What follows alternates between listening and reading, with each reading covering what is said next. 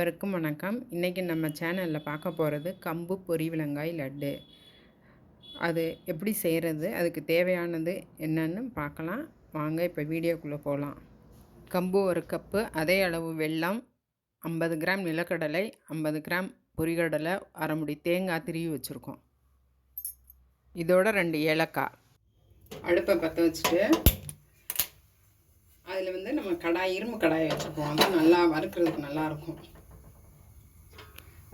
எடுத்து வச்சுருக்க கம்பை கடாயில் கொட்டி வறுக்க போகிறோம். இப்போ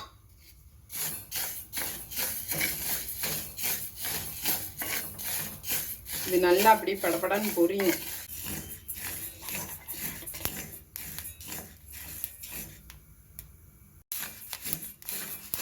இப்போ தெரியுதா, நல்லா பொரிய ஆரம்பிச்சு பாருங்கள். நல்ல வாசம் வரும். அப்போ நம்ம நிப்பாட்டிடணும். கைவிடாமல் கிண்டிகிட்டே இருக்கணும்னா அப்படியே கருகிடும். கலர் நல்லா சேஞ்ச் ஆயிடுச்சு. இப்போ வெடிக்க ஆரம்பிச்சிருச்சு. இந்த ஸ்டேஜில் நம்ம எடுத்து ஆற வச்சுருவோம்.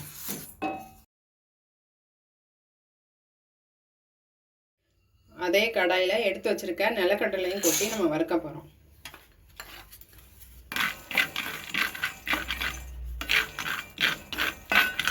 இது கொஞ்சம் வெடித்து வரும்.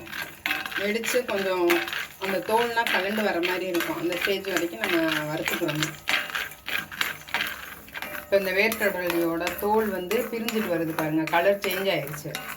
இது இரும்பு கடாயில் போட்டு இப்படி செஞ்சோம்னா தான், லோ ஃப்ளேமில் வச்சு நம்ம இந்த மாதிரி வறுக்கிறப்ப உள்ளேயும் நல்லா வெந்துடும். நம்ம இப்போ இதை கொட்டி ஆற வச்சுருவோம். அதே கடாயில் இப்போ எடுத்து வச்சுருக்க பொரிகடலையும் கொட்டி லைட்டாக வறுத்துக்கிறோம். இதை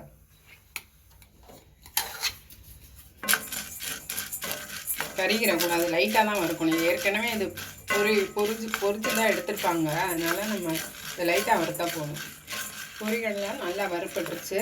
போதும், இந்த அளவுக்கு வறுத்தது போதும். இதை நம்ம எடுத்து வேறு பிளேட்டில் கொட்டிடுவோம்.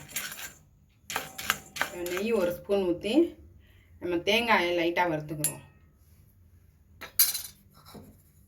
எடுத்து வச்சுருக்க தேங்காயை அது நல்லா வறுத்துக்கிறோம்.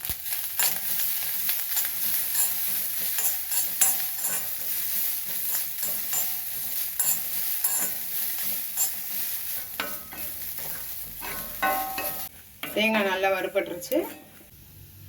இந்த அளவுக்கு ஒரு கலர் சேஞ்ச் ஆனோடனே, நல்லா ஸ்மெல் வந்தோம்னா அதை எடுத்து பிளேட்டில் தனியாக இதை போட்டு ஆற வச்சுக்கணும். இப்போ இன்னொரு கடாயை எடுத்து அதில் வெல்லம் காய்ச்ச போகிறோம். நம்ம எடுத்து வச்சுருக்க வெல்லத்தை அதில் கொட்டிக்கிறோம். கொஞ்சமாக தண்ணி ஊற்றி வெல்லம் கரைகிற அளவுக்கு தண்ணி ஊற்றணும்.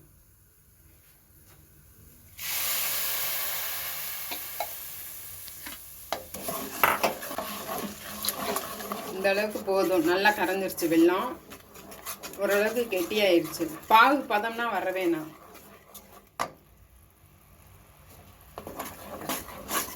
நம்ம இறக்கிடுவோம், ஃபில்டர் பண்ணிடுவோம். அதை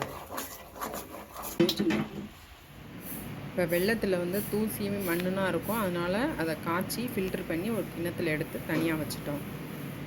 பொரிச்ச கம்பை ஒரு பவுலில் கொட்டி நல்லா ஆற வச்சு எடுத்து வச்சுருக்கோம். இதை ஒரு மிக்ஸி ஜாரில் கொட்டி ஃபைனாக அரைச்சி எடுத்துக்கிறணும். நம்ம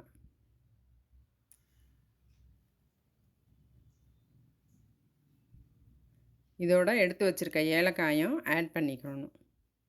இப்போ நல்லா அரைப்பட்டுருச்சு. இதை ஒரு அகலமான பாத்திரத்தில் நம்ம கொட்டிக்க போகிறோம்.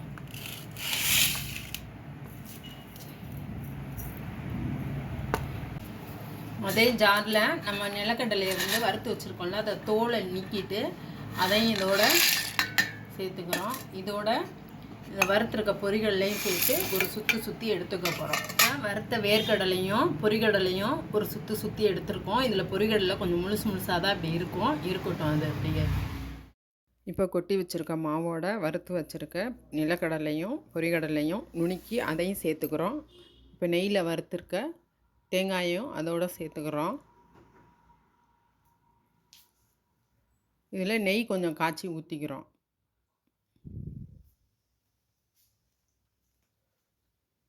ஃபில்டர் பண்ணி வச்சுருக்க வெள்ளை பாகு எடுத்து இந்த மாவோட நம்ம சேர்த்துக்கிறணும்.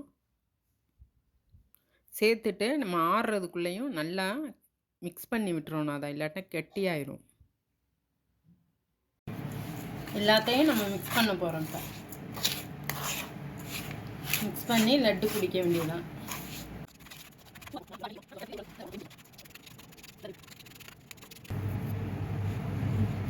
இப்போ பிடிக்கிற அளவுக்கு வந்துடுச்சு.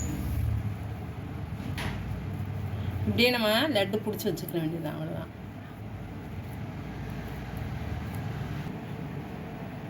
நம்மளோட கம்பு பொரி விலங்காய் லட்டு ரெடி ஆயிடுச்சு.